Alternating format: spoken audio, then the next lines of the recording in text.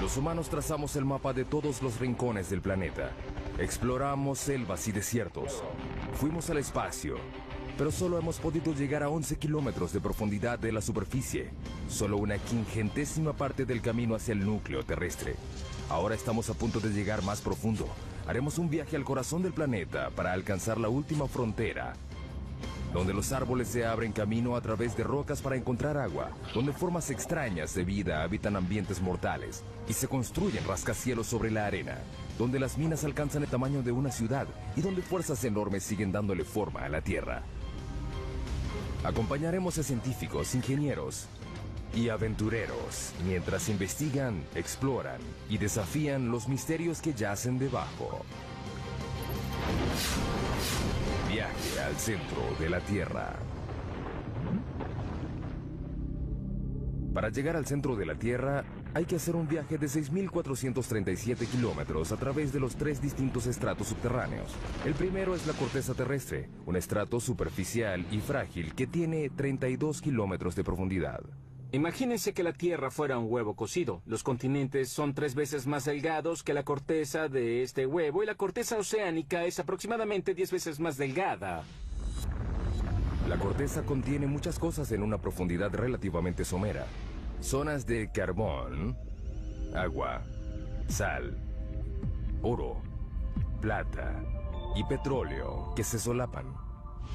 Lo interesante de vivir en la superficie terrestre es que sembramos las cosas o las extraemos de minas. Muchas de nuestras cosas provienen del subsuelo de diversas maneras.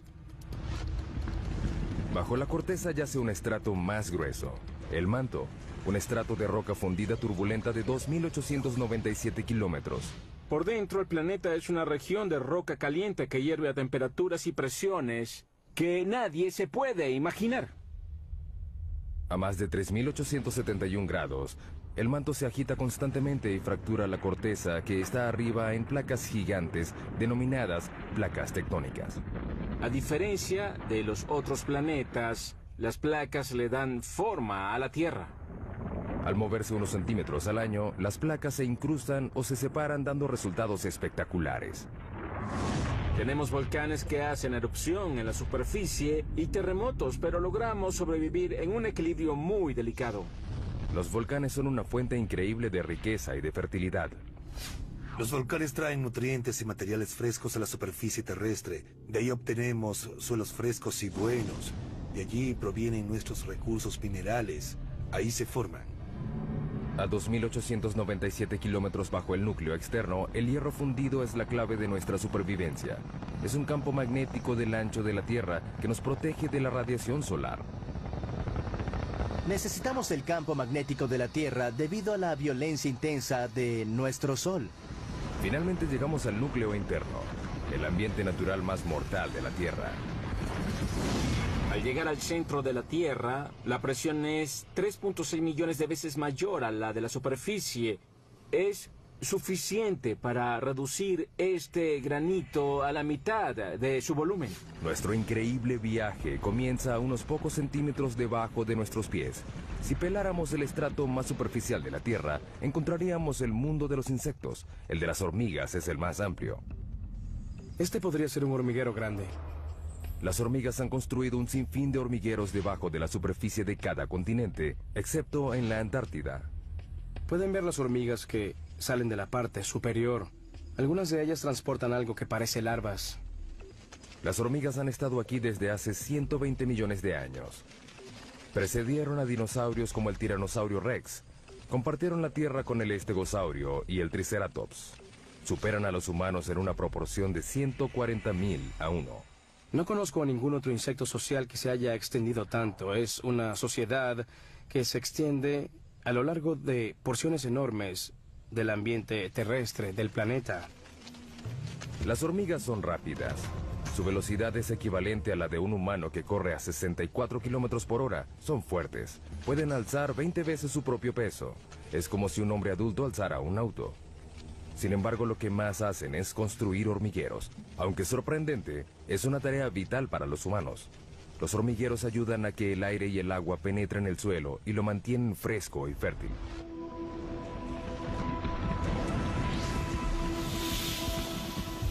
debajo de la zona de las hormigas, 2 metros bajo tierra.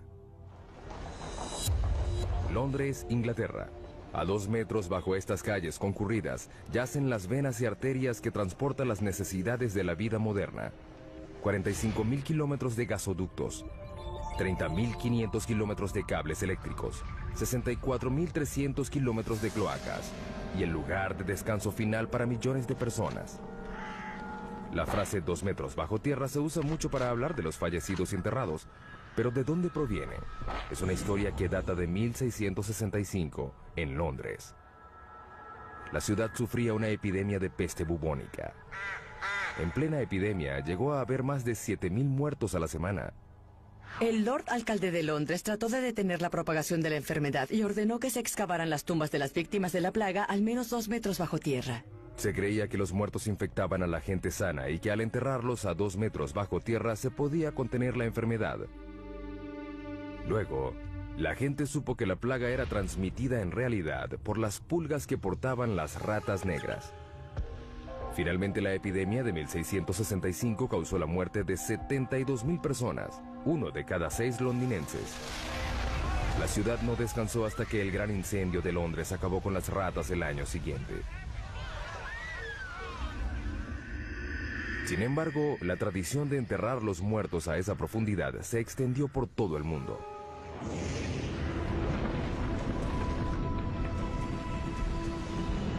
Seguimos bajando. Hemos dado otro pequeño paso en nuestro viaje al centro de la Tierra, 5 metros bajo tierra. Solo una criatura puede vivir a esta profundidad. En estos túneles habita el perro de la pradera, el animal excavador que habita más profundo en el mundo, un animal que tiene un impacto sorprendente en nuestro ecosistema. Los adultos solo miden 30 centímetros de largo y pesan 1,5 kilos, pero son literalmente máquinas excavadoras bajo tierra. Excavan empujando la tierra con sus patas, pateándolo. También usan su cabeza como un martillo neumático. Es muy divertido. Las madrigueras tienen hasta 5 metros de profundidad y más de cientos de metros de longitud. Son más grandes que un campo de fútbol. Además son muy complejas. El diseño tiene un sistema sofisticado de aire acondicionado. Hay 2 entradas a diferentes alturas que crean un vacío parcial, que hace que el aire entre por la entrada más baja y salga por la más alta. Es un sistema de madriguera muy complicado. No creo que se haya encontrado otro animal que tenga un sistema de madriguera tan complicado como este. Estas pequeñas criaturas tienen una importancia increíble para otros animales. Muchos animales dependen de los perros de la pradera para su supervivencia. Por ejemplo, estas madrigueras tienen un efecto significativo en la manera como el agua y los nutrientes circulan a través del ecosistema de las praderas. Ese pasto es más nutritivo. Las praderas se benefician de la presencia de estos perros. Sus excavaciones le llevan aire al suelo y su excremento ayuda a fertilizarlo. En el siglo XIX había más de 400 millones de perros de la pradera, pero los granjeros los consideraban alimañas y los eliminaban. Hoy quedan menos de 100 millones. Es una mala noticia para las áreas donde habitan. No son realmente parte del sistema de las praderas como lo eran hace 200 años, porque no hay suficientes para que tengan el impacto que se necesita para atraer a los búhos de madriguera o al bisonte. Por un lado, no son animales en peligro de extinción, pero las praderas, como deberían ser y como fueron hace 150 años, sí están en peligro. La próxima parada en nuestro viaje es a 15 metros de profundidad. En muchos lugares del mundo desaparecen las formas de vida superiores a esta profundidad. El suelo da paso a la roca. Comenzamos a encontrar carbón.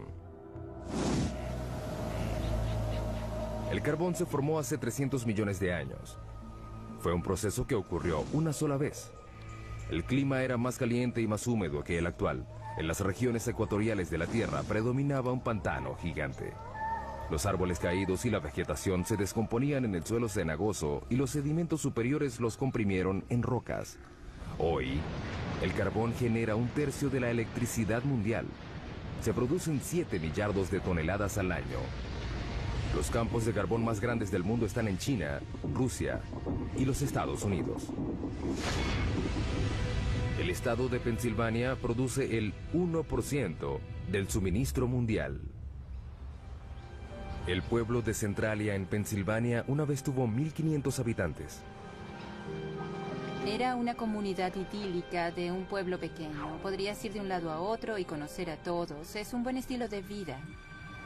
Hoy es un pueblo fantasma por culpa de un accidente inesperado.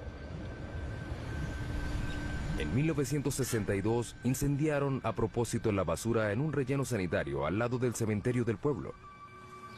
Querían limpiar el vertedero del pueblo, incendiaron la basura y el incendio se extendió por una abertura en este laberinto de unas minas profundas de carbón que habían sido abandonadas. El incendio alcanzó una profundidad de 15 metros y se extendió por 2 kilómetros cuadrados. El área de una parte de Manhattan, y aún no se ha acabado. La antracita es el carbón que activa el fuego. Es un combustible lento y rico en carbono. Al ver la orientación del lecho de roca, se puede notar que se hunde de esta manera, creando un valle sinclinal. En la región de antracita, la mayor parte del carbón se encuentra en el valle. A 649 grados centígrados, el punto de fusión del aluminio, el incendio consumió el suelo y la roca hasta que no quedaron bases.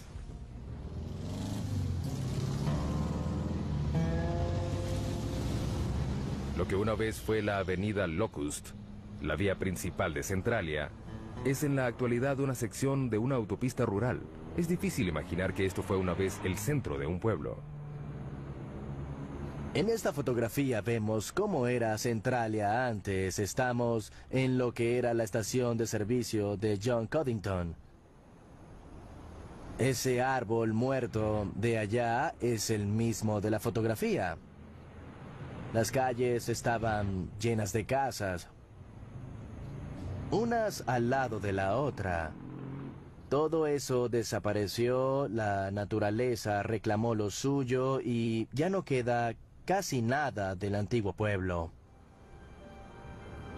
Esta casa en la avenida Locust, enfrente de la estación de servicio, pertenecía a Bob Gadinsky.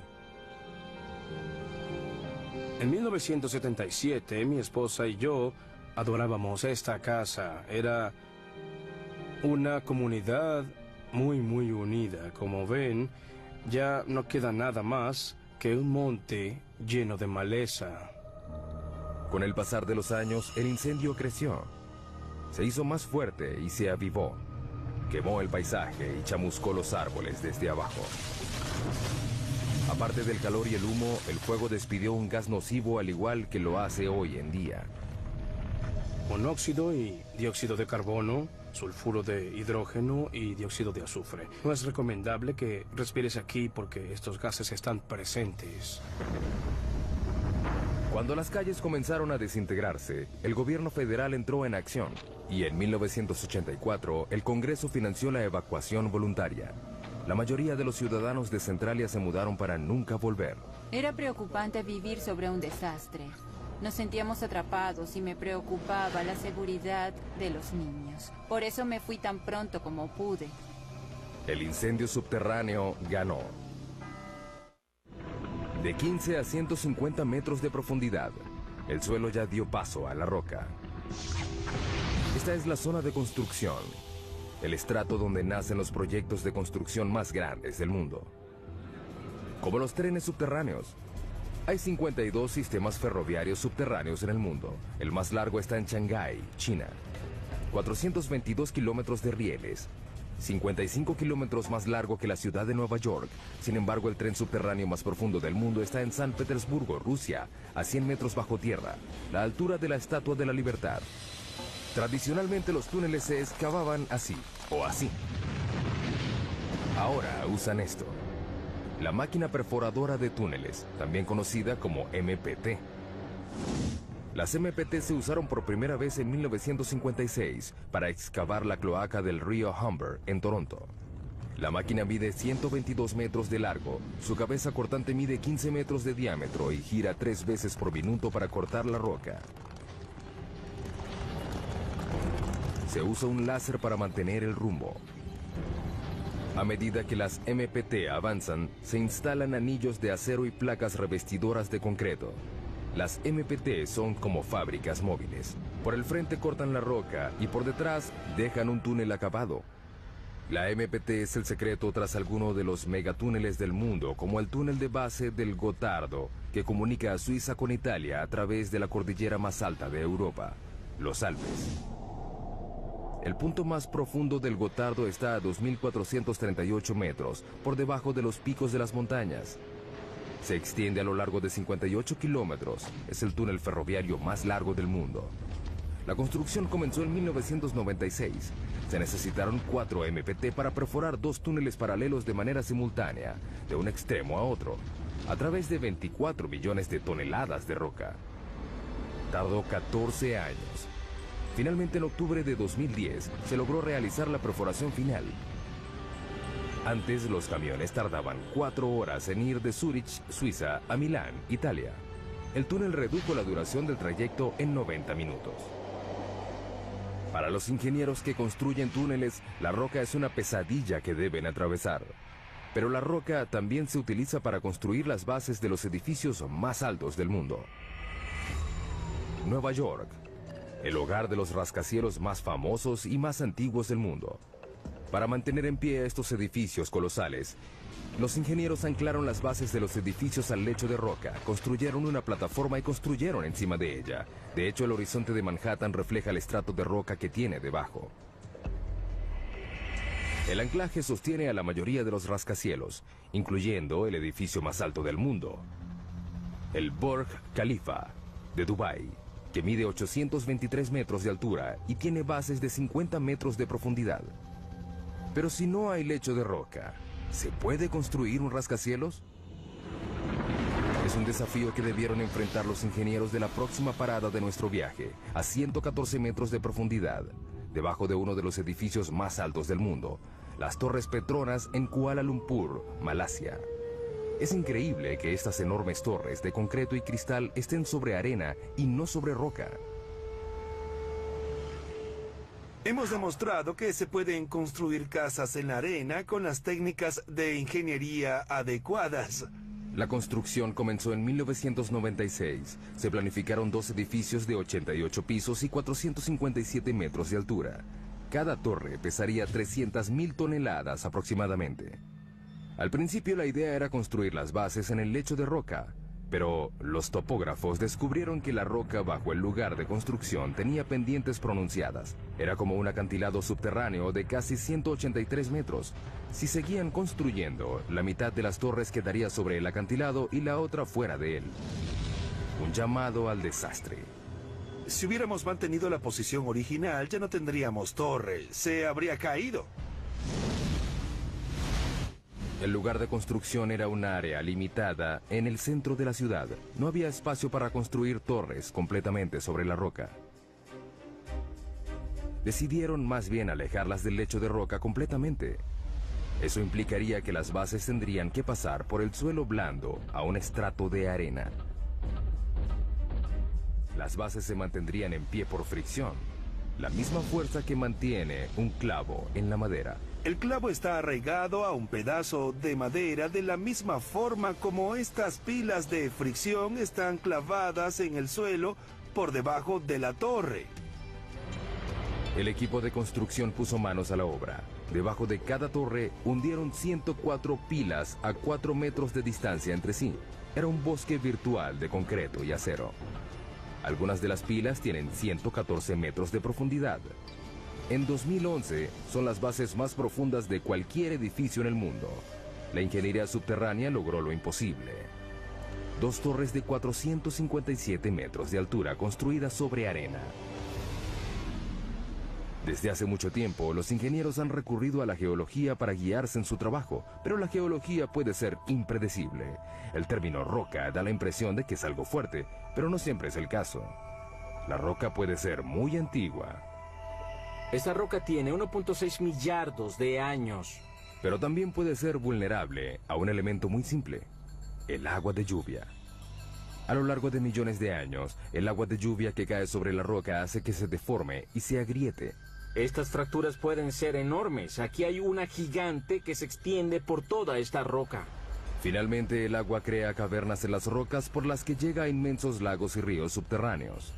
Más abajo, el agua satura la roca como una esponja. De hecho, puede haber entre 5 y 10 océanos de agua dentro de las rocas de la Tierra. El 99% del agua dulce líquida del mundo yace en el subsuelo. Las reservas más grandes están en China, Rusia, África y Estados Unidos. El acuífero Ogallala es el más grande de Estados Unidos. Se extiende desde Nebraska hasta Texas. Abarca 450.650 kilómetros cuadrados, el área de Suecia, y alcanza 150 metros de profundidad. Pero en muchos lugares del mundo, el agua subterránea se está acabando. Esto quiere decir que la gente, los animales y las plantas deben ir cada vez más profundo para obtenerla. La próxima parada de nuestro viaje es la raíz más profunda de un árbol a 122 metros de profundidad. Mpumalanga, Sudáfrica. En un precipicio ubicado sobre las claves de Eco, hay un pequeño bosque de higueras que tienen 150 años. Estas higueras han superado 2 retos: crecer sobre roca y sin ninguna fuente aparente de agua. Parecen sacados del Señor de los Anillos. Las raíces y las rocas no se mezclan. Los árboles normalmente crecen en suelo fértil. Sin embargo, el clima de este lugar es árido. Durante la mitad del año no llueve. Las higueras necesitan hasta 23 litros de agua diarios para sobrevivir y romperán las rocas para encontrarla. Las raíces de los árboles están programadas genéticamente para saber que hay agua debajo de ellas. La punta de la raíz segrega un lubricante llamado mucílago que suaviza el recorrido de la raíz. A medida que crece, la raíz explora la roca en busca de grietas y puntos débiles. Las higueras dependen de una sola raíz para encontrar agua. Esta llega muy abajo. La pregunta es, ¿qué tan abajo? Nos deslizamos hacia las profundidades de la Tierra. Cuanto más abajo, más duro es el camino. Es increíble lo que hace la madre naturaleza, solo para encontrar agua. Pero la raíz de la higuera es escurridiza. Esperemos encontrar algo más adelante. Finalmente, Burroughs encuentra algo. Oh, al fin. A 37 metros de profundidad vemos la primera señal de una raíz de higuera real. La raíz tarda 70 años en llegar tan profundo. Una vez que encuentra humedad, termina su viaje. La raíz se encuentra en el fondo a 122 metros de profundidad. Estamos viendo la raíz más profunda que conozca el mundo. Está bombeando agua debajo de mi mano mientras nosotros conversamos. La está bombeando hacia la higuera. Hasta la superficie. Hemos pasado por mamíferos subterráneos, túneles hechos por el hombre y las raíces más profundas hasta llegar a la zona mineral. Las rocas están conformadas por minerales. El hombre ha explotado la riqueza mineral de la Tierra por más de 40.000 años. Pero ¿qué hacemos cuando una mina llega al final de su vida útil? Algo completamente inesperado, como lo demuestra nuestra siguiente parada en el descenso al centro de la Tierra. Sala, Suecia, 152 metros de profundidad. En 2006, los suecos convirtieron una antigua mina de plata en una de las habitaciones de hotel más profundas del mundo. Está amoblada en plata con un comedor exclusivo. Sin embargo, el baño más cercano está en la superficie. La temperatura ambiente es de unos fríos 4 grados. La mina de plata que aloja esta habitación fue clausurada en 1908. Durante 400 años, los mineros extrajeron 40.000 toneladas de roca, casi toda a mano. En el siglo XIX, esta era la mina más importante de Suecia. Hoy en día, la herencia que dejaron los mineros se puede apreciar en los túneles y cavernas que se extienden en la oscuridad por 20 kilómetros. La idea de la habitación de hotel surgió a partir del interés turístico creciente en la mina. La gente viene para dar un vistazo al pasado. La plata es de hace 4.600 millones de años, es decir, del origen del sistema solar. se formó a partir de partículas minerales despedidas al espacio por estrellas que explotaban. Estas partículas fueron atrapadas por el remolino de polvo de los embriones planetarios. Se fundieron con el agua y el calor subterráneo. Hoy se extraen en Australia, China, Europa y América 20.000 toneladas de plata al año. En Sala, el agua que ayudó a crear la plata una vez sigue ahí. La mitad de la mina está llena de agua. Cuando la mina funcionaba, había bombas para controlar el agua de lluvia que se filtraba. Ya no se hace. Esta sección inundada de la mina contiene unos 5 millones de litros. Suficiente agua para llenar 25.000 bañeras. Marco y Tatia Ranisto reservaron la habitación subterránea para celebrar su 15º aniversario de bodas. La idea fue de Tatia. Quiero darle una gran sorpresa y algo especial. Gracias. El elevador tarda 4 minutos y medio a una velocidad de 60 centímetros por segundo para llegar a la habitación a 152 metros de profundidad. Marco empieza a vacilar. Estoy nervioso. Estaré bajo tierra solo. Bueno, casi solo. Estaré ahí.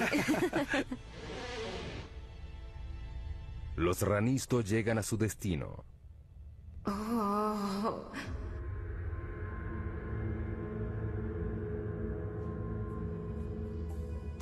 Puedo decir que es increíble. Marco seguía inquieto cuando se sentaron a cenar. Solo me falta el valor para dormir aquí. Al final logra pasar la noche. Una noche inolvidable. El agua subterránea es el agente principal de cambio en el subsuelo. No solo reacciona químicamente con los minerales, sino que también crea minerales como la plata. El agua puede derretir la roca, literalmente. Ciudad de Guatemala, 2010. Un temblor repentino hace que la mampostería se derrumbe. Cuando el polvo se despeja, solo queda un hueco gigante de 30 metros de profundidad y 20 metros de ancho. Desapareció una cuadra completa. La ciudad de Guatemala está construida sobre caliza porosa. El agua subterránea puede disolver la roca y dejar una capa superficial frágil que puede ceder sin ninguna advertencia. Es increíble que el colapso solo ocasionara una muerte. Sin embargo, fue la segunda dolina más grande en 3 años en esta ciudad. Las dolinas son aterradoras y a veces mortales. Sin embargo, algunas de ellas pueden proporcionar una gran cantidad de datos científicos. Próxima parada de nuestro viaje, también en América Latina. A 335 metros de profundidad. El Zacatón, México. Es una dolina llena de agua donde no hay lugar para la vida. Bajo esta superficie apacible no hay aire. Pero en este lugar vive una forma de vida, los microbios, y son muy extraños. Todas las bacterias y materia biológica deben sobrevivir en un ambiente anaeróbico que origina formas de vida extrañas. En 2006, la NASA envió un equipo a estudiar los microbios del Zacatón. El primer paso fue descubrir cómo era el interior de la dolina. No sabíamos cuán grande era ni cómo era. Era algo completamente desconocido. Por eso llegaron con una nueva tecnología, un robot en forma de huevo, diseñado para llegar a donde las ondas no pueden. Lo llamaron Profundidad X. Puede ir en todas direcciones, hacia arriba, hacia abajo, a la izquierda, a la derecha. Puede girar y hacer cualquier movimiento necesario para abrirse camino a través de un ambiente tridimensional. Profundidad X mide 2 metros de ancho y 1,5 de profundidad. Es del tamaño de una moto de 4 ruedas. Lo que lo hace especial es que no se maneja a control remoto, se conduce solo. Una vez que desciende por debajo de la superficie, queda por su cuenta. Durante ese tiempo, debe tomar sus propias decisiones. Para ver, el robot cuenta con un sonar. Esta tecnología se desarrolló en el siglo XX para hacer rebotar ondas sonoras en las paredes y piso de la dolina. El robot crea constantemente en su memoria un mapa tridimensional actualizado como un murciélago que vuela en una cueva oscura. Profundidad X fue el primer robot en tener la capacidad de pensar por sí mismo. Bien sea crear el mapa, decidir tomar una muestra o regresar a la superficie, son decisiones que el robot debe tomar. Luego de sumergirse 50 veces, Profundidad X se conoce todos los rincones y ranuras. La gente se pierde en las cuevas y no sabe si está en la segunda o tercera intersección. Un robot con Profundidad X hace un buen trabajo al distinguir estas situaciones confusas, mejor que las personas en algunos casos. En poco tiempo, el Zacatón reveló sus secretos. Sabemos que es caliente, tal vez hay manantiales que alimentan el Zacatón. La sorpresa más grande fue el descubrimiento de 100 tipos de bacterias, incluyendo 6 nuevas especies de un microbio llamado Archaea, que tiene un estilo de vida extraño. Viven del azufre. Una de las arqueas tenía azufre en su organismo, metabolizaba el azufre del agua y lo utilizaba como una fuente de energía. El descubrimiento confirma que no todas las formas de vida requieren condiciones como las de la Tierra. Tal vez algún día un descendiente de Profundidad X haga un viaje al espacio. Veremos a estos exploradores ir a lugares donde la gente no puede llegar. A un lugar como la luna de Júpiter, Europa, en busca de vida similar en otro mundo. América Latina y México en particular están llenos de dolinas. La provincia de Yucatán tiene más de 3.000 dolinas. Algunas están llenas de agua y otras no, pero nada se compara a nuestra próxima parada. El abismo vertical más profundo del mundo. El sótano de las golondrinas.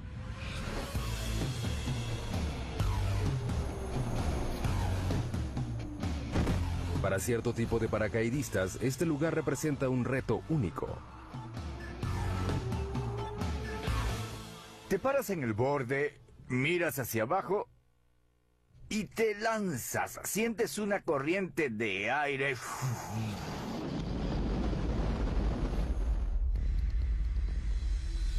427 metros de profundidad, 38 metros de ancho en la parte superior. Se extiende a lo largo de 2,5 hectáreas. Este abismo tiene las mismas dimensiones del edificio Empire State. El sótano de las golondrinas recibe este nombre por las aves que anidan a lo largo de las paredes del lugar. Millones de ellas vuelan en espiral al amanecer y regresan al atardecer. Lo que para las aves es fácil, es muy difícil para un paracaidista. Todo depende de la posición y la precisión en el tiempo. Los paracaidistas corren el riesgo de desorientarse en el subsuelo. Cuando saltas al subsuelo, hay paredes que te rodean. Siempre tendrás paredes alrededor. El paracaidista tiene 6,5 segundos para alar el cordón. Si lo hace muy tarde, el paracaídas no tendrá tiempo para desplegarse. La velocidad de caída es de 37 metros por segundo. Caer al suelo a esa velocidad es como chocar contra una pared en un auto que va a 130 kilómetros por hora. ¿Qué hacen a la hora de regresar? Nos enganchamos a una cuerda de extracción que está atada a un cabrestante. Podemos sacar a 2 paracaidistas en 10 minutos y repetimos el proceso. Seguimos descendiendo al centro de la Tierra y ahora buscamos minerales. Nuestra próxima parada es la mina de sal más grande del mundo que está en Ontario, Canadá. La mina de Sifto, ubicada a 549 metros de profundidad. La sal es un tipo de roca compuesta de sodio y cloro. Es lo que queda de los océanos antiguos que cubrieron una vez la Tierra y se evaporaron a raíz del cambio climático. Un adulto promedio necesita consumir una cucharada de sal al día para evitar enfermedades, caer en coma e incluso evitar la muerte. Por eso no nos debe sorprender que las primeras minas de sal se abrieron hace 14.000 años en lo que hoy en día es Austria. Los mineros extraen 260 millones de toneladas de sal al año en todo el mundo. Los yacimientos más grandes de sal están en China, Rusia y Canadá. La mina de Sifto fue abierta en 1959. Está ubicada a 500 metros por debajo del pueblo de Goderich, Ontario, y se extiende por debajo del lago Huron. La mayoría de las minas consisten en túneles pequeños sostenidos por vigas y pilares llamados puntales. Sifto es más bien una ciudad subterránea. Sus cavernas se extienden por 8 kilómetros cuadrados. Es decir, un área del tamaño del centro de Manhattan. Tiene incluso sus propias tiendas y oficinas. Donde el techo comienza a hacerse más bajo, los mineros saben que se acercan al lugar donde estas sierras eléctricas gigantes trabajan. Abrimos túneles de 4 metros de alto y 18 de ancho. Las hojas de 3 metros de largo cortan la roca. Las hojas de sierra giran 1500 veces por minuto. El aire está lleno de polvo. El ruido es abrumador y está a punto de empeorar. Perforamos y explotamos las cabeceras de mina de 18 metros de ancho y 18 metros de alto. Son cuevas enormes.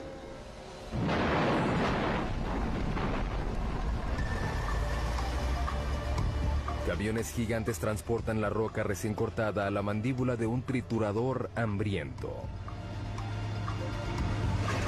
Los camiones descargan la roca a una velocidad de 10 veces por hora, 24 horas al día, 7 días por semana. En los 4 minutos que le toma al monstruo triturar la carga, pedazos de roca de 1/4 de tonelada se reducen a granos gruesos.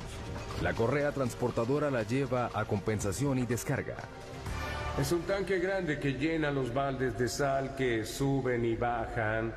Así sacamos la sal. Este gran tanque es de gran beneficio para nosotros. La tolva permite que todo el procedimiento se realice en el subsuelo. Se extraen entre 24 y 26 mil toneladas al día. Y podemos incluir más incluso. Esta mina produce diariamente suficiente sal para la mitad de la población mundial. Sifto cree que puede mantener esta producción durante otros 250 años.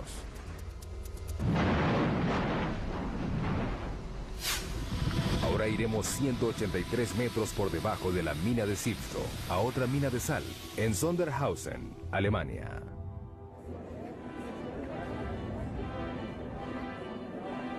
En esta mina se realiza un evento deportivo muy extraño. El maratón más profundo del mundo. Correr bajo tierra. ¡Qué locos! Correr en un maratón subterráneo es una experiencia muy diferente a correr en la superficie. No te sientes libre. En el bosque se siente el viento, pero en el subsuelo no. Las condiciones son extremas. Por ejemplo, la temperatura. Por cada 18 metros que bajas en la corteza, la temperatura sube 1 grado.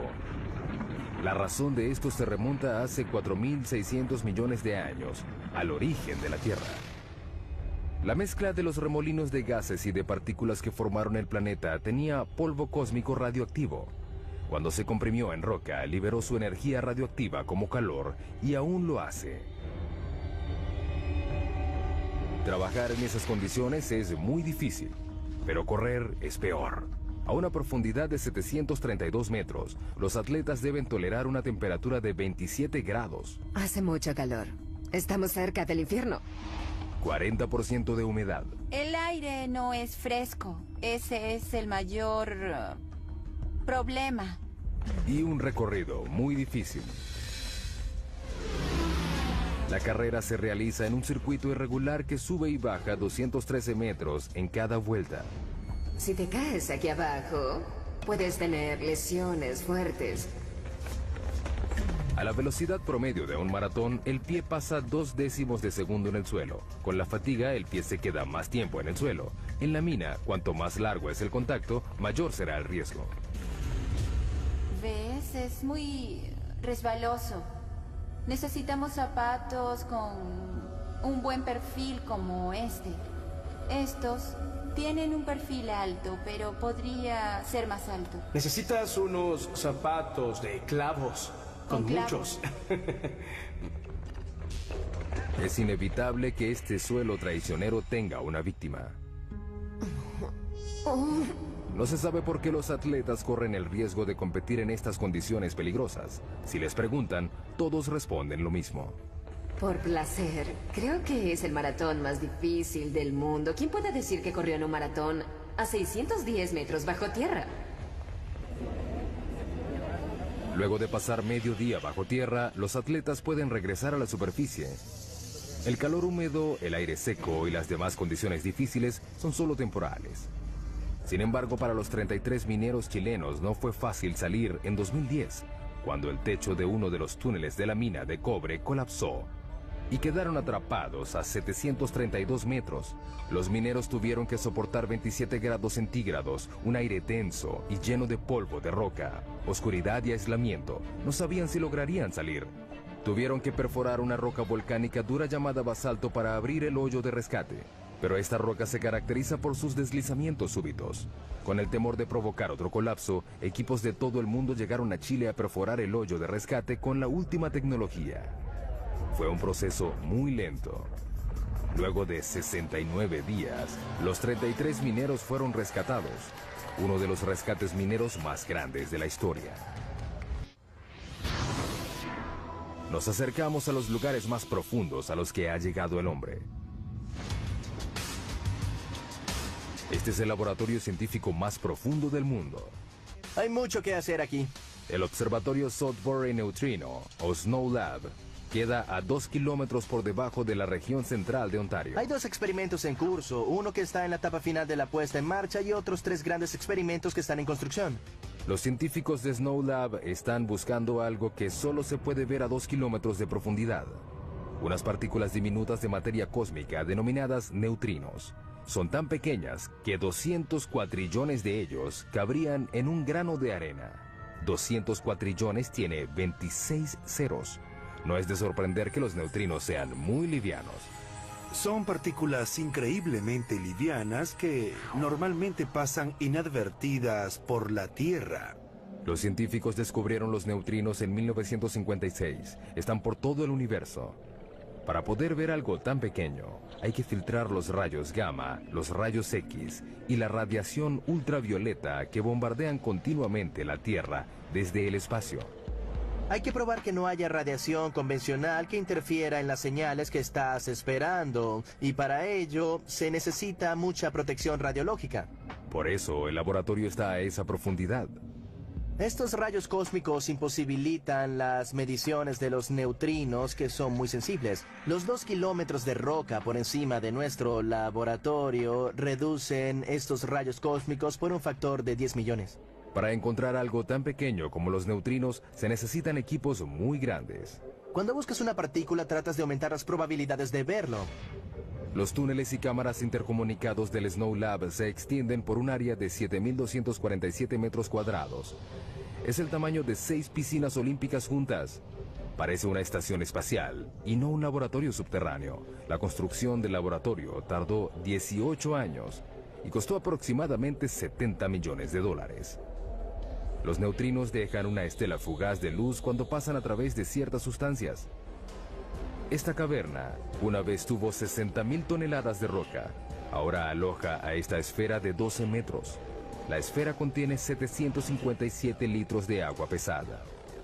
Es un tipo de agua natural que es más sensible a los neutrinos porque su peso molecular es mayor.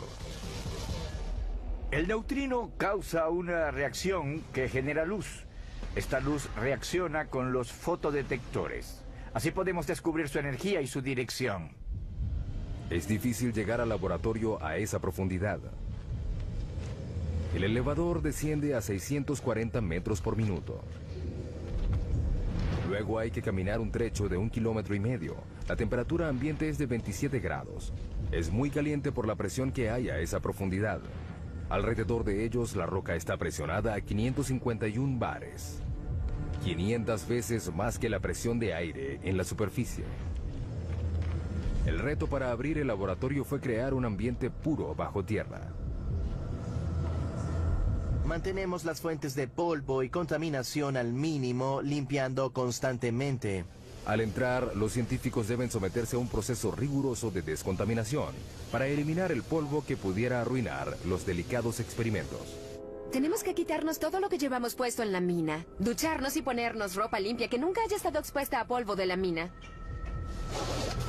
Aparte del polvo, la gente siempre despide desechos minúsculos por sí sola. 600.000 partículas de piel por hora. 100 hebras de cabello al día. Todo eso puede comprometer el trabajo del laboratorio. Una vez adentro, los científicos deben someterse a más procesos de limpieza y revisión. Hasta las cloacas del laboratorio están limpias. Tratamos todos los desechos del baño y todas nuestras aguas residuales que provienen de la lavandería y las regaderas. Tienen bacterias especiales que reducen los desechos de manera orgánica y ni siquiera huelen. Nos gusta pensar que tenemos los inodoros más profundos del mundo. Es una comodidad que les agradaría a los exploradores subterráneos de nuestra siguiente parada en el viaje al centro de la Tierra. La madre de todas las cuevas a 2 kilómetros de profundidad.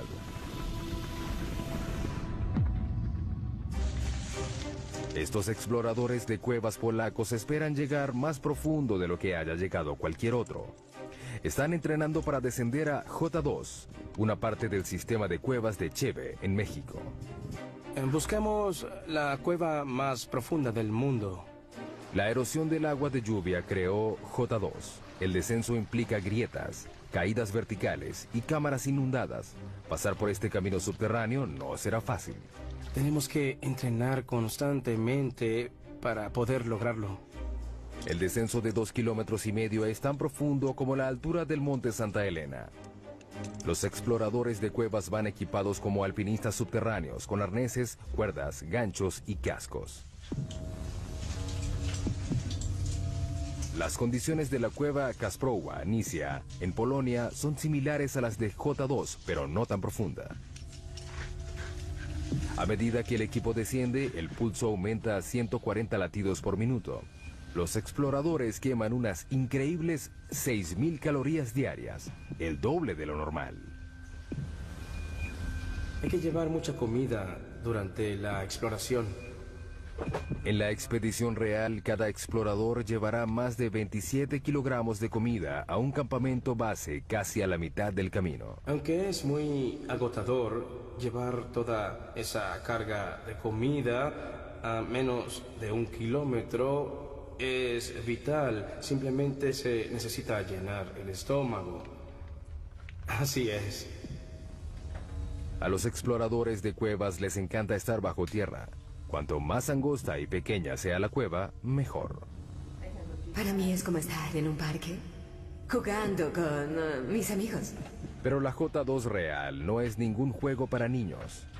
Tiene pasadizos tan angostos que intimidan a los exploradores más expertos. Soy de baja estatura y no me va mal en lugares angostos, pero no voy a lugares así. Creo que no me gustaría. No me gustaría. Para analizar las grietas, los exploradores necesitan emplear toda su experiencia y sus habilidades. Si caes 20 centímetros más allá, te quedas atascado en la grieta. Sería fatal, porque los rescatistas no pueden llegar tan profundo.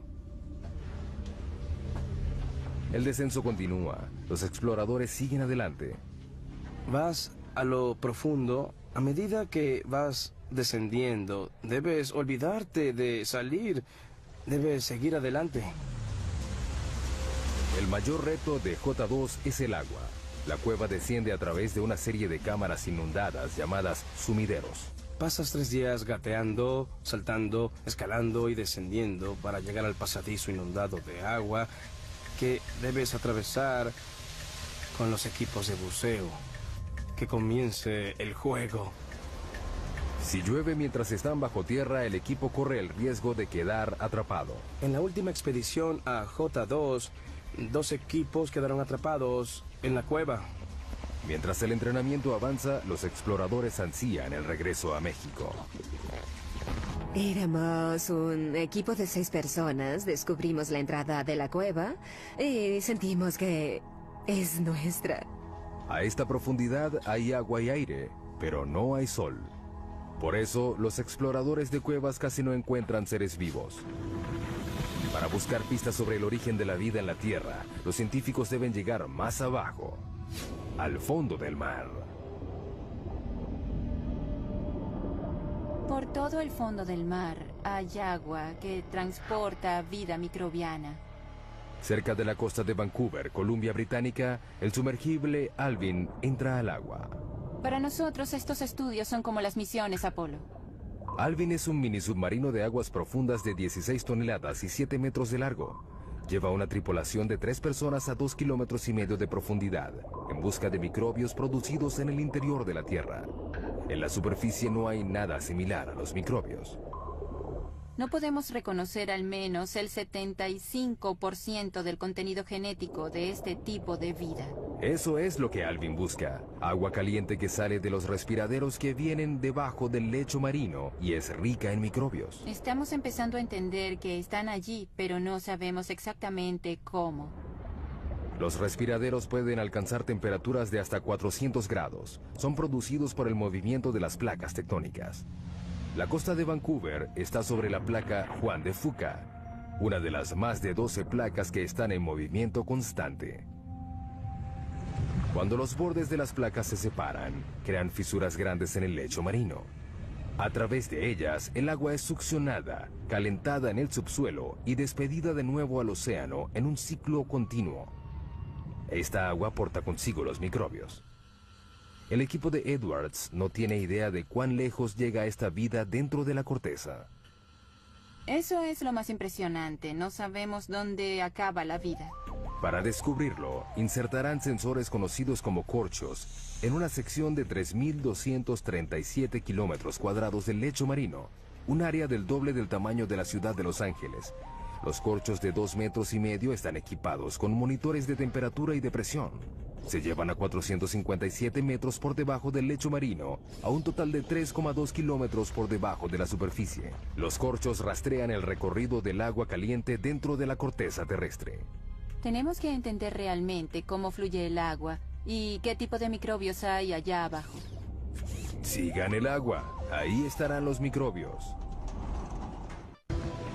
La riqueza mineral de la Tierra es el motor de la mayor parte de la economía mundial. Cuanto más raro sea el mineral, más profundo llegarán los mineros para obtenerlo. Tautona, Sudáfrica. Para llegar a la mina más profunda del planeta, los mineros deben viajar por 3,8 kilómetros durante 1 hora a una velocidad de 16 metros por segundo. Están buscando oro. Está compuesto de polvo cósmico al igual que la plata, pero es más extraño. Se han explotado menos de 200,000 toneladas de oro desde los primeros registros históricos. Tautona produce 12,5 toneladas al año, lo que representa la mitad de la oferta del oro actual. Al abrirse el elevador, una ola de calor recibe a los mineros. A esta profundidad, la temperatura ambiente es de unos achicharrantes 54 grados. Hace más calor que en el Valle de la Muerte en verano. La mina tiene un enorme sistema de aire acondicionado que disminuye la temperatura hasta 28 grados. Sigue siendo caliente, pero al menos tolerable.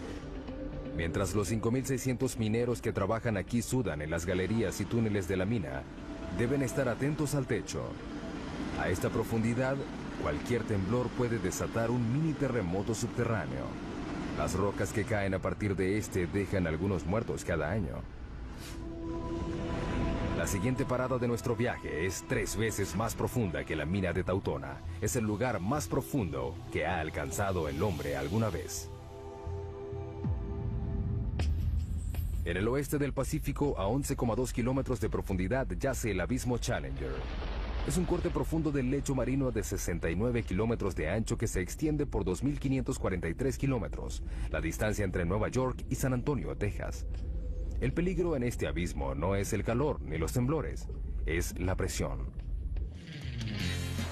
El 23 de enero de 1960, el oceanógrafo suizo Jean Piccard y el comandante de la Armada estadounidense Don Walsh emprendieron un viaje en una nave submarina única que los llevó a ser los primeros y únicos humanos que hasta ahora han visto el verdadero fondo del mar. Don Walsh revive el viaje. Es el único sumergible que ha llegado al abismo Challenger y nadie ha regresado allí en casi 50 años. Por una buena razón. La presión a 11 kilómetros de profundidad es de 1.103 bares. Imagínense un dedo cargando el peso de 48 aviones Boeing 747. Para soportar ese peso, Piccard diseñó un sumergible llamado Trieste, de 15 metros de largo y 3,5 de diámetro. Pesaba 51 toneladas. Era del tamaño de un camión mediano y cargado. Para protegerse, la tripulación se sentó en una esfera de acero de 2 metros de diámetro que pesaba 16 toneladas. No había mucho espacio para estirar las piernas. Teníamos 481 litros para ambos. Ese es el tamaño de una nevera doméstica. No era algo malo, tomando en cuenta que el agua a esa profundidad estaba a 1 grado. La temperatura dentro del casco se aproximaba a la de una nevera doméstica también. Para poder flotar, el Trieste estaba suspendido de un flotador. Era una especie de globo submarino. A diferencia de los globos aéreos, el equipo no podía usar helio para este. Optaron por otra cosa. Todos sabemos que el petróleo es más liviano que el agua. Por eso el Trieste usaba gasolina. Se necesitaron 85.171 litros de gasolina para hacer flotar la nave. Suficiente gasolina para llenar los tanques de 500 autos. 8 de la mañana, hora cero. Comienza el descenso. Era un proceso lento y cauteloso. El tamaño y la posición de las ventanas de la cabina del Trieste dificultan la visión. Esta es la ventana principal. Es una pieza gruesa de 18 centímetros de plástico acrílico. Hay una escotilla del otro lado de la esfera que tiene una ventana más pequeña. También hay una ventana en el tubo de entrada. A 201 metros, el Trieste se sumerge en la oscuridad. Hasta aquí penetra la luz solar. Pero a los 914 metros, la naturaleza acude a ayudarlos. Lo único que ilumina el abismo es la bioluminiscencia de los animales y el plancton. Estos tienen fuentes de luz como las luciérnagas. Es como una nevada al revés. Transcurre otra hora. Luego ocurre un problema. Hubo un ruido fuerte a los 6 kilómetros. A 6 kilómetros bajo el agua, Walsh hace una prueba diagnóstica. Oímos el ruido y verificamos todos los medidores que teníamos. Todo parecía bien, así que seguimos el camino. Pero de repente vio algo. Miré a la ventana de la escotilla y vi una grieta así en la ventana. La tripulación está a 2 centímetros de una muerte segura. Si la ventana interior se hubiera roto, habríamos muerto de manera instantánea porque la presión a 6 kilómetros de profundidad es como 690 bares. La muerte habría sido inmediata, no nos habríamos enterado. Pero la ventana soporta. Deciden continuar. Luego de casi 5 horas, el Trieste llega finalmente al fondo. Walsh ve algo increíble. Antes de aterrizar, vimos un pez blanco. Los vertebrados no deberían sobrevivir a esta profundidad. Pero los acuanautas no pudieron seguir investigando. Cuando aterrizamos, levantamos una nube de sedimentos que se quedó ahí durante unos 20 minutos. El limo del lecho marino lo cegó. Era como estar en un vaso de leche. No tuvieron otra opción. No podíamos ver nada ni tomar fotos. No se despejaba, así que decidimos regresar a la superficie. Para que el Trieste pudiera regresar, Walsh controlaba el peso quitando el lastre. Teníamos 2 tinas de lastre llenos de bolas de acero. Al fondo de la tina había un electroimán. Las esferas seguían en la tina cuando el imán estaba encendido. Al quitarles la electricidad, salían. Con el movimiento de un interruptor, el Trieste inició su ascenso a la superficie y a la historia. 11,2 kilómetros es el límite de la exploración humana. Estamos a 1/3 de nuestro viaje a través de la corteza terrestre. El hombre se retira y entran las máquinas. Todos los científicos usan herramientas que les permiten explorar sitios a donde no han llegado. Telescopios, microscopios, pero los geólogos tienen un problema particular. No les puedo decir que hay 30 centímetros por debajo del suelo en el que estamos parados porque no puedo ver a través de la roca.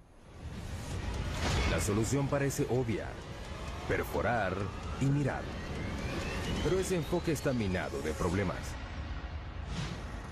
Península de Kola, noroeste de Rusia, 1989. En un lugar azotado por el viento y que rodea el círculo polar ártico, los científicos se embarcan en un plan ambicioso. A un alto costo se perforó un hoyo profundo para tratar de llegar al límite entre la corteza terrestre y el manto.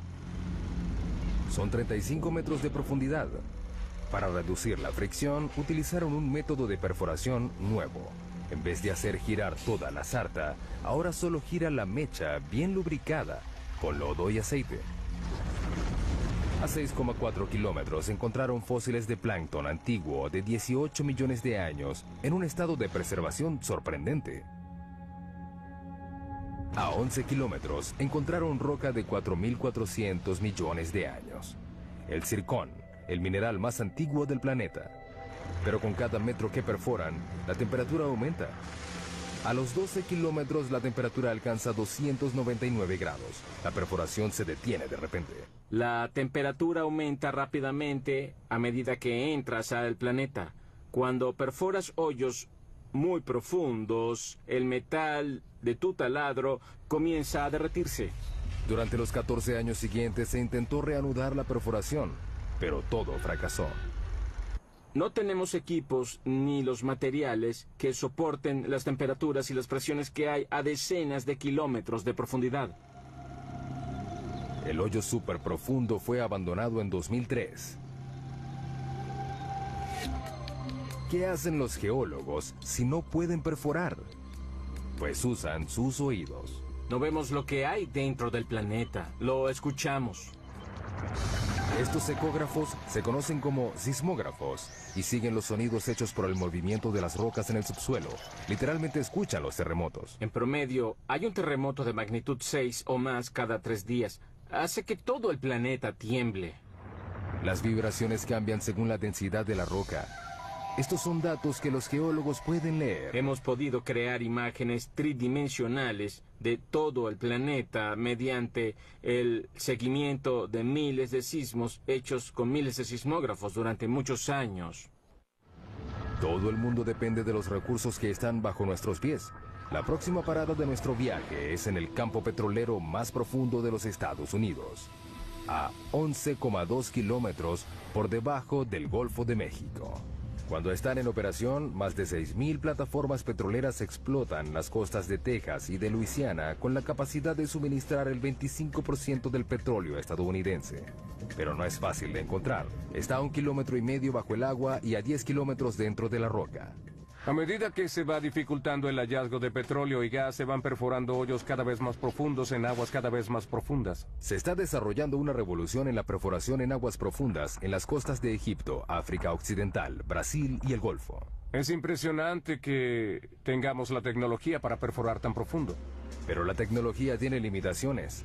En la primavera de 2010, una plataforma llamada Deepwater Horizon perforaba un pozo relativamente somero de 7 kilómetros de profundidad en el campo Macondo, a 80 kilómetros de la costa de Luisiana.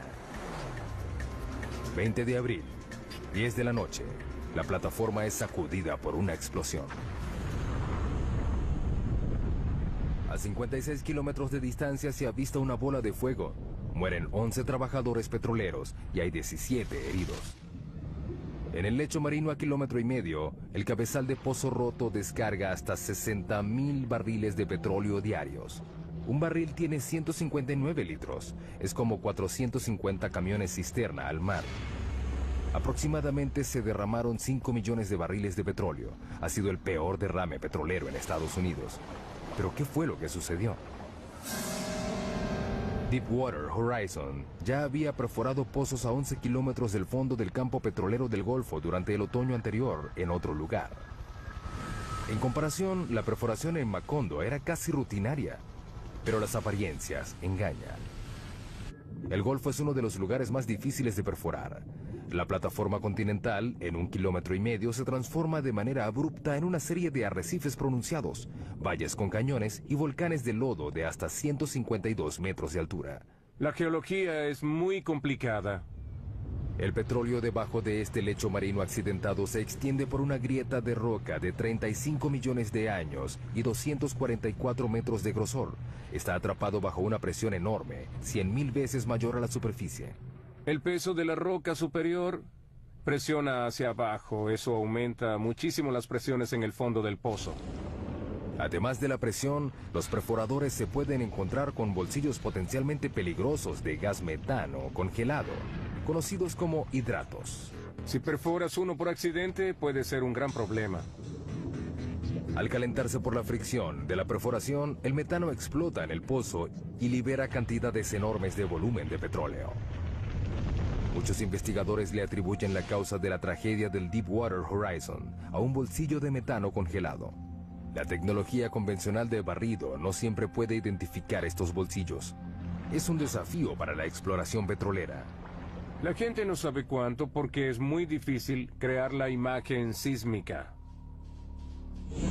Ahora despliegan una nueva generación de sensores de lecho marino para ayudar a detectar el gas congelado antes de que se convierta en una amenaza. Lo lanzamos al agua por un lado del barco y dejamos que se hunda hasta el fondo del mar con un ancla de concreto pesado. Se queda allí durante varios días o varios meses.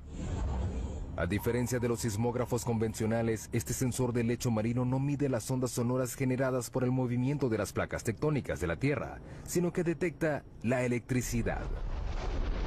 Medimos las propiedades electromagnéticas del lecho marino y su conductividad eléctrica. La electricidad proviene del campo magnético de la Tierra. Cuando encuentra radiación solar en la atmósfera superior, genera una corriente global dentro de la corteza que alcanza el núcleo externo. Sin embargo, es débil. Medimos menos de 1 nanovoltio en el lecho marino. Las señales que nos interesan son pequeñas. La corriente fluye a través de distintas rocas según la facilidad que tengan estas de conducir o resistir la electricidad. Mediante la medición de esta corriente, los sensores proporcionan una imagen más detallada de lo que hay dentro de la roca. Además, distingue un buen conductor eléctrico como el agua y uno malo como el petróleo. Esto es bueno porque evitas perder el tiempo perforando un pozo de agua salada que te cuesta $100 millones. Igual que el petróleo, los hidratos de metano son malos conductores, pero existen a profundidades someras por debajo del lecho marino. Para encontrarlos, hay que darles una descarga eléctrica a la Tierra. Eso es lo que este instrumento que tengo delante trata de hacer. Lo llaman SUESI, las siglas en inglés de Instrumento Submarino de Fuente Eléctrica Scripps. Utiliza un suministro de 2000 voltios con una corriente de hasta 500 amperios, un mini rayo que es 5 millones de veces más fuerte que el que se necesita para matar a un ser humano. Lo llevamos muy cerca del lecho marino a través de un cable por la parte de atrás de nuestro barco de investigación. Lo alimentamos con electricidad y genera una corriente eléctrica que se inyecta en el agua por una antena. Luego miden lo que reciben de vuelta. Una lectura somera que muestra que la roca es resistente a la electricidad. Quiere decir que contiene un bolsillo de hidratos. El tiempo dirá si el barrido electromagnético ayudará a reducir el riesgo de reventones en el mundo de los campos petroleros profundos. Mientras tanto, la técnica tiene muchos otros usos entre los geocientíficos. Es como poder ver dentro de un plato de sopa hirviendo y saber a dónde va todo. Y revela muchas cosas sobre el movimiento de rocas en el interior profundo de la Tierra. Con las imágenes de alta resolución de estos sismogramas, podemos detectar los detalles de lo que sucede dentro del planeta. Algo inimaginable hace 10 o 20 años. Estamos casi a la mitad de nuestro recorrido a la corteza. Casi 5 kilómetros más profundo que cualquier humano haya llegado. No es un lugar amigable. Aquí la roca está a 482 grados, suficiente para derretir el vidrio. La presión es 1517 bares y estamos buscando terremotos. En todo el planeta, las placas tectónicas se incrustan y se pandean en un movimiento lento y continuo a un promedio de 2,5 centímetros al año. La misma velocidad a la que crecen nuestras uñas. Sin embargo, ese movimiento puede ser devastador en la superficie. Enero 2010, Puerto Príncipe, Haití. Un terremoto de magnitud 7 sacude la ciudad. El sismo principal dura solo 10 segundos, pero las réplicas continuaron por 2 semanas. Después de esas 2 semanas, hay 230,000 muertos, casi 300,000 edificios destruidos y 2 millones de personas quedaron sin hogar. Es el cuarto terremoto más devastador de la historia.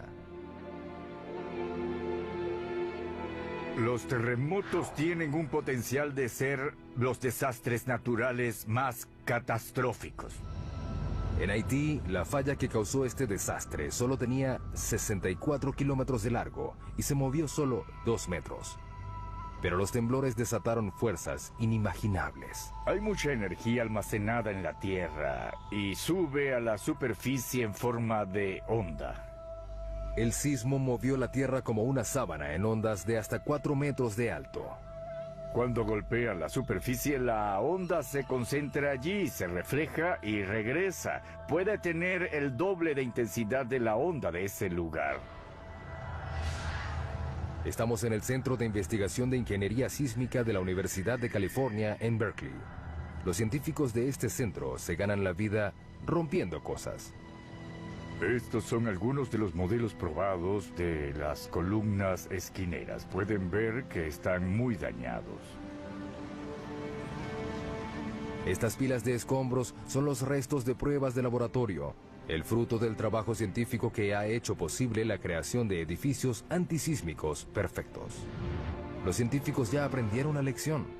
Si un terremoto ocurre en un lugar, volverá a ocurrir. No es cuestión de si ocurre, sino de cuándo. En California tenemos la mala suerte de tener terremotos con bastante frecuencia. Sin embargo, eso nos hace prepararnos. Las únicas opciones son mudarse o construir edificaciones más seguras. Debemos prepararnos mejor para un terremoto mediante mejoras de normas de diseño.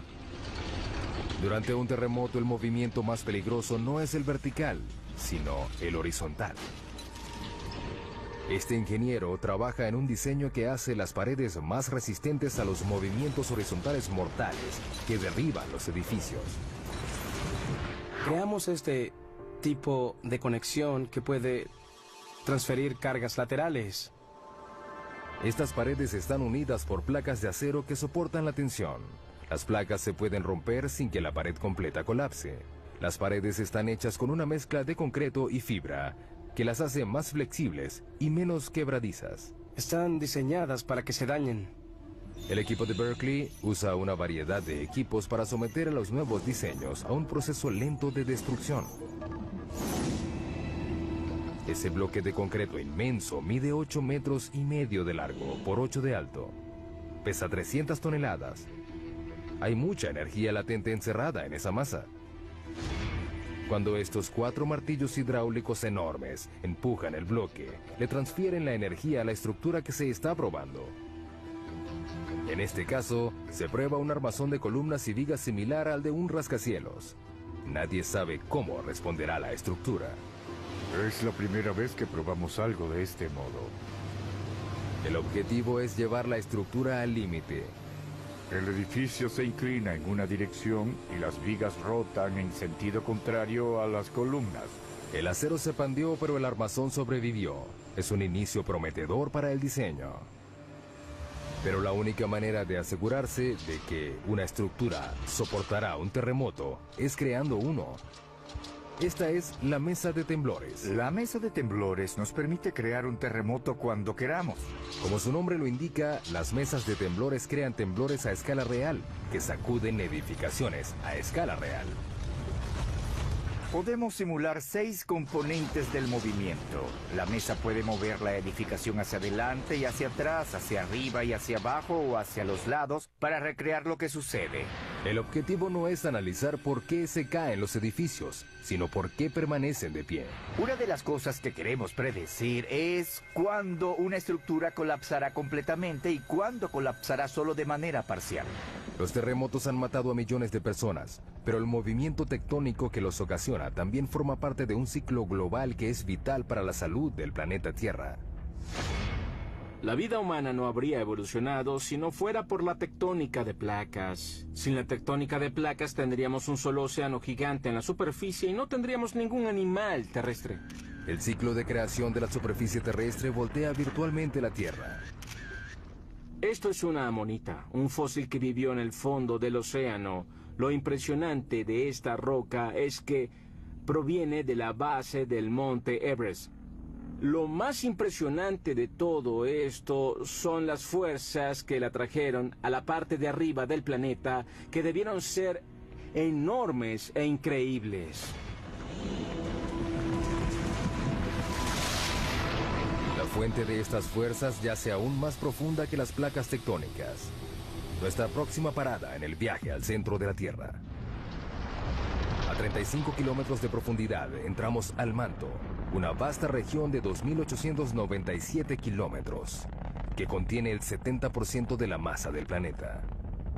Aquí la temperatura y la presión compiten para decidir cuál de las dos cambiará más a la roca. A 56 kilómetros de profundidad, la presión es 16.500 veces mayor a la de la superficie, más de lo que un humano puede soportar. Esta cámara a alta presión ilustra el impacto de una presión tan alta en un cuerpo humano desprotegido. La respiración se hace imposible rápidamente porque los pulmones colapsan y las costillas hacen una implosión. Solo 3 kilómetros más abajo, a 59 kilómetros, la presión aplasta y pulveriza nuestro cráneo. Pero la temperatura también aumenta gracias a la liberación de energía radioactiva en el manto. A 982 grados, el calor es suficiente para empezar a derretir la roca. Esta comienza a convertirse en algo llamado magma.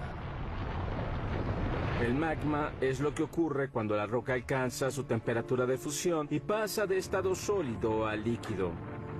Puede fluir por largas distancias y luego es forzada a salir a la superficie terrestre. A medida que se filtra hacia arriba, el magma se mezcla con una variedad de sustancias que lo hacen más volátil.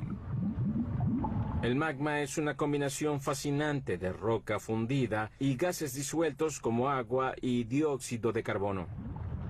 Justo debajo de la superficie, el magma se acumula en esos vacíos en la roca que los científicos denominan cámaras. La cámara más profunda que se haya detectado está a 34 kilómetros por debajo de Oahu, Hawái. La mayoría está a 10 kilómetros de profundidad. Las cámaras se llenan lentamente de magma. A medida que aumenta la presión bajo tierra, el magma es forzado a salir hacia la superficie. Con el tiempo llegan al punto de explosión y causan las erupciones volcánicas. Una de las imágenes más potentes del interior de la Tierra es esos lugares donde el interior se vuelve superficie, como en los volcanes. 500 millones de personas en todo el mundo viven cerca de un volcán. Una sola erupción puede resultar catastrófica. Los volcanes pueden borrar en un momento lo que ha tomado decenas de millones de años en crearse. Las erupciones ocurren sin advertencia, su temperatura es mayor a 500 grados y son prácticamente indetenibles. Abril 2010. El volcán Eyjafjall hace erupción en Islandia. Liberó 99 millones de metros cúbicos de ceniza volcánica, suficiente ceniza para llenar 40.000 piscinas olímpicas. Una nube de cenizas de 9 kilómetros de alto se liberó. Se esparció por 1.800.000 kilómetros cuadrados, un área más grande que Alaska. La erupción hizo que se suspendieran los vuelos en el hemisferio norte durante 6 días que dejaron varados a más de 1 millón de pasajeros diarios. Los servicios normales tardaron un mes en reanudarse. En nuestro viaje al centro de la Tierra, nos acercamos al núcleo externo, una zona de 2.100 kilómetros de hierro fundido, atrapado entre el manto y el núcleo interno sólido. Para llegar aquí, hemos viajado a través de agua y roca, combatido con la temperatura y la presión, y revelado los secretos subterráneos que le dan forma a nuestras vidas. Pero nos queda un misterio por resolver. ¿Qué hace que la Tierra sea magnética? El campo magnético de la Tierra se extiende por 72.400 kilómetros en el espacio. Este protege al planeta de la fuerza completa de la radiación solar. Una sola erupción solar que dure 2 horas esparce 10.000 millones de toneladas de partículas radioactivas. Son suficientes para darle electricidad a Estados Unidos durante 10.000 años, o para evaporar nuestra atmósfera. Sin el campo magnético que las desvía, las partículas solares extinguirían la vida en la Tierra. Necesitamos el campo magnético de la Tierra debido a la intensa violencia de nuestro Sol.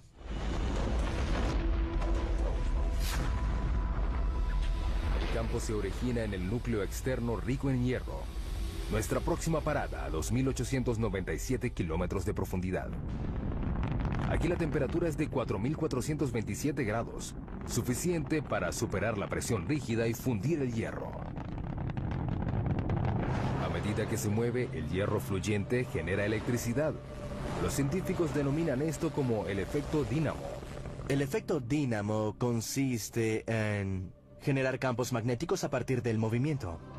Pero uno de los grandes misterios es cómo los movimientos del hierro fundido que está bajo la superficie genera un campo magnético. No sabemos cómo la turbulencia del metal líquido origina un dínamo.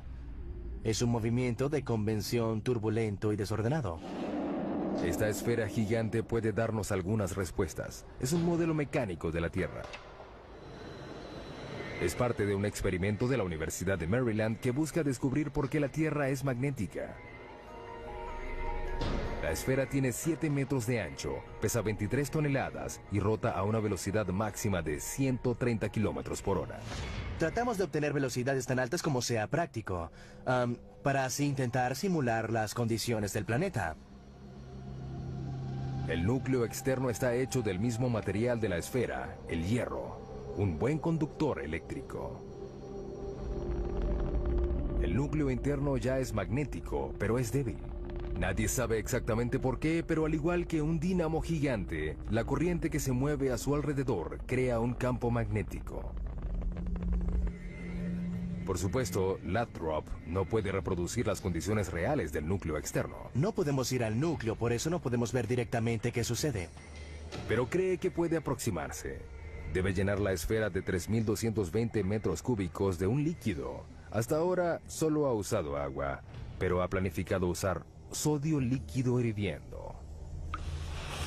El sodio es inflamable, debemos manejar los riesgos de incendio con cuidado. Pero es lo único aparte del hierro fundido que puede hacer el trabajo. El sodio tiene la ventaja de que se derrite a una temperatura relativamente baja y es un excelente conductor comparado con el hierro líquido. La esfera es el último de una serie de experimentos. Comenzamos construyendo experimentos del tamaño de la mano, que luego pasaron al tamaño de una pelota de básquetbol y luego del tamaño de, no sé, una pelota de medicina. Es el más grande hasta ahora, pero al igual que el campo magnético de la Tierra, nadie sabe cómo funcionará el experimento. Ninguno de los experimentos previos generaban su propio campo magnético. Ahora tenemos todos los ingredientes que se necesitan para un dinamo.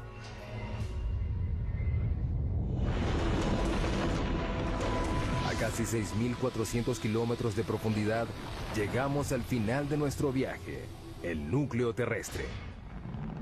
Es una masa de hierro de 2.400 kilómetros de ancho y un área superficial un poco mayor a la de América del Sur. La temperatura de este lugar no es tan caliente como la de la superficie solar, pero el peso de todo el planeta presionándolo hace que el hierro permanezca rígido. La presión es muy intensa, es 3,5 millones de veces más que la presión de la superficie. La misma convección que ayuda a generar el magnetismo también empuja el calor hacia la superficie, enfriando el núcleo en el proceso. A medida que la temperatura cae, el núcleo se solidifica lentamente. Un día no habrá suficiente roca fundida para crear un campo magnético. Pero el sol se apagará y destruirá la Tierra antes de que ese día llegue. Mientras tanto, el calor del núcleo ayuda a crear la lenta rotación del manto que renueva la superficie. Alimenta la química de nuestra riqueza mineral y genera el campo magnético que nos protege de un universo hostil.